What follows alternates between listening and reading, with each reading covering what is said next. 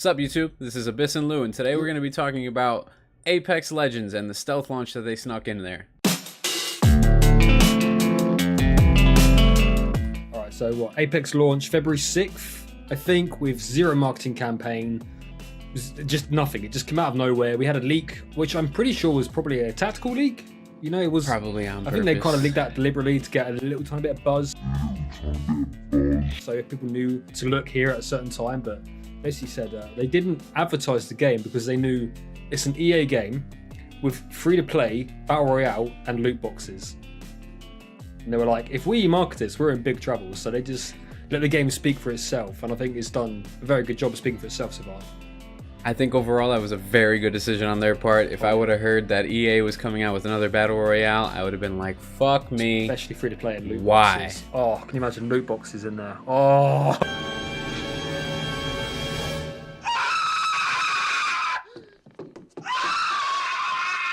EA with loot boxes. This what could possibly go wrong? Anyways, we have definitely been playing it quite a few together, alone, at different moments over the past week or two, and I gotta say, first impression, surprisingly incredibly solid. It's especially for a game with no beta, no demo, no nothing. I've had very few server issues. The gameplay has been solid. It's very similar to COD 4 if anyone's been playing Blackout lately, but with a nice few different twists that can go from very small but nice to holy shit, how have I been playing Battle Royales without this? So we'll definitely go over those as well. It's already my favorite Battle Royale. It's way better than any other Battle Royale I've ever played before. It's so similar to Blackout, but it takes all the stuff I don't like about Blackout and kind of removes it. So I can't stress how much better this Battle Royale is to me, especially for day one with no bugs really. I don't think I've had any bugs at all actually. I've been kicked out of the game once by easy anti-cheat for reasons I don't understand, and quite a few people have been banned apparently because of that. But aside from that, I can't believe how smooth the launch has been, really. Likewise, I've had one or two server issues where you'll jump into the game and everything will be in slow motion. It's very odd. And then as people die, the servers kind of smooth out. I've had that once or twice. I've crashed out of one or two games, but over the dozens of games I've played, I'm incredibly impressed with the server performance, especially from EA. When I was surprised, I didn't think it was on the Source engine. When I was adamant, I can't remember who it was, someone said it's on the Source engine. I was like, what? No, stop it. What? And then, sure enough, it is. It's heavily modified, but it looks pretty great. It kind of looks... You do get a sort of vibe. It looks a bit dated, but I think because other Battle Royales, besides Fortnite, look so bad anyway, PUBG, looking at you, it kind of makes this game look a bit better. But I think graphically it's pretty nice art style, really. It runs very smooth. I was very impressed by that, really, how smooth it runs.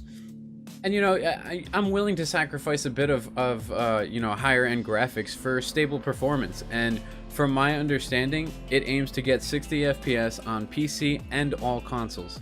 The PS4 stays at 60, dips down to 50, 55 sometimes, and the PS4 Pro and the Xbox One have zero problems. Xbox One X. From my understanding, the Xbox One, the original, is the only one really struggling to hold a 60. It can dip down to 45-ish. Now, Battle Royale is very important 3D positional audio. You know, if people are above you, you want to be able to hear that. If they're below you, they're side. Whereabouts they are in 3D space, especially if you've got like 7.1 surround sound headset, which most PC gamers kind of strive for, you know, for that kind of advantage. Not really advantage, it's kind of vital though, right? This is probably the first Battle Royale I've ever played where I can hear people, where I don't think, where he's right, like he's an inch behind me, about to shoot me, I didn't even hear him coming. You know, like I feel like I can hear people well ahead of time, and I can usually pick out whereabouts they're coming from. You know what I mean? I mean, you know, jumping off to probably the most similar comparison again, Blackout. When Blackout first came out, the audio, especially with footsteps and location, was horrible. It was absolutely like, it's still not perfect, but it's definitely a lot better than what it was. In the beginning. Where are we? Going into some of the bigger splits between this one and other Battle Royales, the big one is that there are classes now. Every character has a passive ability, an active ability, and an ultimate ability. It's not so drastically of a change that one class is obviously more OP than the other. I'm not feeling that. You know, the classes feel pretty balanced for me overall. So It's a good thing there. I've never felt outclassed by any character. I've only ever felt outnumbered. But that's true. But that's Battle Royale. That happens. Favorite class by far is Mirage. Yeah, the Mirage has the ability to create a decoy and it'll run forward and it confuses people all the time and I absolutely love it. Yeah. How about you? I'm mostly Bloodhound because I think the heads up you get from knowing where people are, where they've been, what they're doing, information is game changing. And smoke grenades. If you've got a what's her name? Oh no, Bangladesh. Banglador, I think her name is. Bangladesh. Her smoke teamed up with the Bloodhound ulti, the Eye of the Hunt. I think this comes like that. Yeah. Amazing, because you can see everyone through smoke. It's perfect for that. Or with the caustic with his toxic gas bombs, amazing. Also works well with the digital threat analyzer scopes. You can see through smoke with those. There's definitely a lot of interactions that they put into these classes and the weapons and their abilities, and it's great. I think the hero shooter part of this battle royale is actually what makes it better than every other. Weirdly, I thought it was a bit weird at first. Overwatch has got balance issues here and there. If you're a casual like me, and you barely play it. So I was really worried about having characters that have skills. Someone's gonna be overpowered. There's always one, but actually I don't think I felt that at all. I think it really depends on how your team play with who they've picked. Because a lot of people use Wraith really badly. I think people use the teleports just to kind of cut travel time. And actually, if you're pinned down behind cover and you've got nowhere to go except in the open to get away, a Wraith portal to get you out of there is the best use of it to get your team out of crappy situations. And no one seems to do that. And it frustrates me. Another move I saw with her portal, which was actually really impressive. I was watching a stream, and they used her portals to leave the ring before the outer ring was coming in, so that they could hunt a party. They killed the 3-man, and then they portaled instantly back into the ring. So, you have 60 seconds where the portal is there and it stays there no matter what. So they managed to kill another group in 60 seconds and go back before the portal disappeared. So they could get free loot and continue progressing through the game very quickly without having to worry about the ring. It was really cool. So there's definitely a lot. The game hasn't been out long. People will figure out how to use the classes better as it goes along, I'm sure. Yeah, so they've definitely been a game changer. They definitely made it so much better. Weapon balance wise, I definitely see some discrepancies. Some of the shotguns are very powerful. Shotguns. The Peacekeeper, I'm sure everyone using a Peacekeeper knows it's very powerful.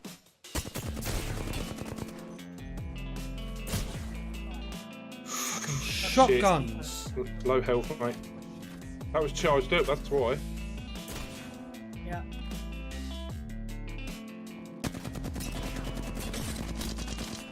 Go on, you got him. Oh, Meanwhile, the handheld shotgun, the Mimzabwe or whatever, Mozambique. it says the Mozambique, yeah. It's an awful gun. It's people a are like, horrible I love gun. it up close. It's great. I've used it up close, and it's like throwing marshmallows into a pond. It just has no effect. Peacekeeper beats it every time in the story. If you could dual wield it, maybe, I don't know, but especially if you charge up. If you charge up the Peacekeeper, the damage it does from range is insane. Like I half health people from easily a long way away. Two-shot people, no problem. What? Yeah. So, and then with the other guns, what's your favorite gun? I forgot that heavy gun. So the Spitfire is a very popular gun. I've seen it across many streams. Different people using it, all with very very solid effect. While there's other pistols that are overall pretty weak. The Alienator, the SMGs are all very weak except for the R99. They definitely have some work to do with weapon balance. I think the SMGs. The thing is, I think the SMGs are okay, but the problem is most fights on the game don't tend to be that close. They tend to be quite mid-range, most fights, I think. But there's a bit of sniping and a lot of mid-range fight. I don't really see much close-range fighting except when you first land. And then that's usually shotgun hell. So a lot of the problems I've seen with the SMGs is their rate of fire is way too slow for a gun that shoots, weaker bullets. ARs have stronger bullets and they shoot just as fast as an SMG, so why bother? The R99 is the only difference. It shoots the fastest in the game, I believe. And I've watched some streams like Shrouds who will use an R99 SMG, a good mid-range to great effect, and then close range to disastrous effects. So they definitely have some work to do when it comes to weapon balance. Now, the biggest game changer that I feel came from this versus any other battle royale is the ping system. Oh god, yeah, it's a. Where has this been? why has no one else done this before? It's the best thing about the game, besides the dropping out of the dropship, like as a unit, that I love also. I've seen a lot of people complaining about a solo queue, and that they want a solo queue, and I am heavily against it, honestly, because I think they've designed the game in such a way where you have these heroes that have these abilities, and how they kind of complement each other. You know, and then I think if you suddenly want them to go and make solo queue, you're almost asking them to go, here's their design, it's working really well, now take a complete tiny solo queue feature and break all that design, you know? Like, all the stuff was designed meticulously for 3-man squads, and now we're going to change it just because people don't like playing with others? I don't really see that. If you don't like playing with others, then play a different game, you know? There's plenty of BR games out there that cater to a solo play, you know? So I get the urge to play solo. I get it, but it definitely is clearly balanced around 3-player teams. You know, if you go solo, there's probably just going to be a shit ton of bloodhounds, or there's going to be a bunch of pathfinders. I think that's when classes will become OP. Yeah, that's what it. I'm saying. Exactly that. For solo, there will be an OP class because you're by yourself. There's not any other interactions to worry about with you and your team. And when you're in a team, you can use your abilities to help your team in a lot of different ways that can give you greater advantages. Plus, if they do a solo queue, they'll start designing characters for that specifically, which would then break the flow in 3v3. So I think stick to your design. It's working really well. If people want a solo queue, sorry, but there's plenty of other options out there. This game is that game. Just because one Battle Royale does single queue doesn't mean they all have to. You know, this isn't. This is what this Battle Royale has done so well. It's taken the formula and gone, we don't like this, we're doing this. And if we suddenly go, oh, let's take that from there, that from there, that from there, it loses everything it has at the moment that is special about it and what makes it better than the rest, in my opinion. It's the most fun I've had with the Battle Royale in a long time. It's not because it's a Battle Royale, it's because it's fun. It's got really solid gameplay, and it's got a lot going for it. I think the future, if they keep on the path they're going, will be bright for them. It'll be a positive one. They just need to, of course, continue adding more content, more classes, I'm sure, in the future. Maybe another map or two, different things like that. We'll see what they do with it, but I'm on Respawn's. I'm not on EA's side. I'm on Respawn's side. Yeah, no, not EA. Congratulations to Respawn, though. What a brilliant launch. Straight away. The quality is so much higher than we expected from an EA title. But yeah, I'm with you, really. I'd love to see some new maps. I'd love to see some new. I'm actually really intrigued to see what the next characters are they come up with, because they've got some real. You know, the potential there is huge for character design. You know, but yeah, new maps, great. Maybe some Titans in the future. This is a Titanfall universe-based game. I'm not saying it needs to be in the Battle Royale system that we have, but maybe another side mode, you know, 10 Titans on the map running around. If you want a solo mode, make it with some Titans. Fuck it. You know, they could do some real fun things. They have the whole Titan universe to mess with. Yeah. I think the main thing I've noticed for me is that I don't feel like it's a Battle Royale when I'm playing it. You know, I feel like I'm playing a hero shooter. It has elements of Battle Royale. I know I'm playing a Battle Royale, but I don't really, until I'm in the last few squads, I never really think about it. You know, I'm not constantly thinking how many players live or how many players, or the zones come in. Like, this is my main thing about this game I love. At no point do I think, where's the zone? How much time have I got? You know, I think, oh, the zone's coming. Is not a rush.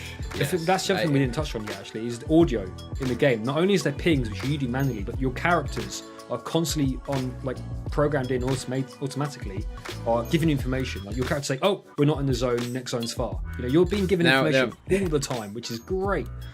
Sometimes excessively. I don't know if you've ever seen some of these more pro streams, but holy crap, their character is yelling reloading every 3 seconds, and there's 3 of them yelling reloading every 3 seconds, so that it's literally all you hear is reloading.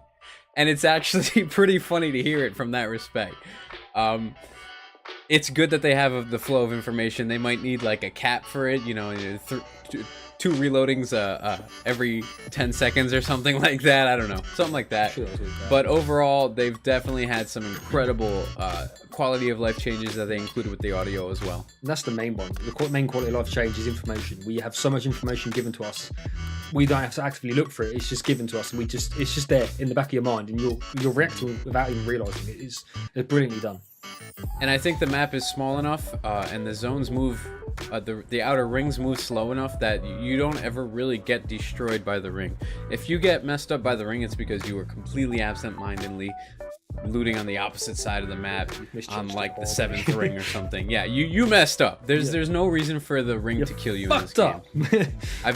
I've died to the ring in PUBG. I've died to the ring in Blackout. I've never just straight up died to the ring in this game. On a final note, never ever revive a player on the airship. If you try and revive someone on an airship, you are both dead. There's There no are bugs. knockdown. Dead. There are bugs. And if you kill people on a moving airship, their loot box is going to go ahead and stay there in the air as stays the floating in the airship air. flies away from it. I think that's the only bug So I've there's seen definitely so far. bugs for them. Yeah, It's the only ones I've they have actually to seen, though, fix to be a couple fair, of is them. just the airship. I think the sticky floor thing, that's kind of, I don't think I've seen that since the first 2 days, to be fair. Yeah, the airships, don't revive, because you're going to get killed instantly. Wait for the airship to stop. All in. So, yeah. Great game, 10 out of 10 respawn. Double thumbs up from me, apparently. Final thoughts, it's another Battle Royale. I'm hesitant to give it a 10 out of 10. But gameplay-wise and how much fun I was having, 9 out of 10. I'm going to give it a 9. That's a high score from both of us. That's a damn high score. I'm going to give it a 9, because I'm so impressed with the Battle launch. Royale. I don't even like Battle Royales normally. Fuck Battle Royales, but holy crap, this game is fun. It's a good game, great fun. That about wraps up the gameplay for Apex Legends. This is our first impressions here on YouTube. I hope you enjoyed the video. Any future content you guys want to see, please feel free to throw them in the comment section below. Thank you guys.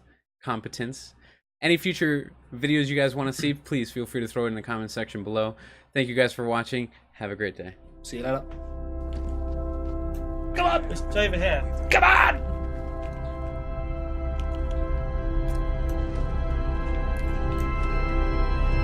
There's like a little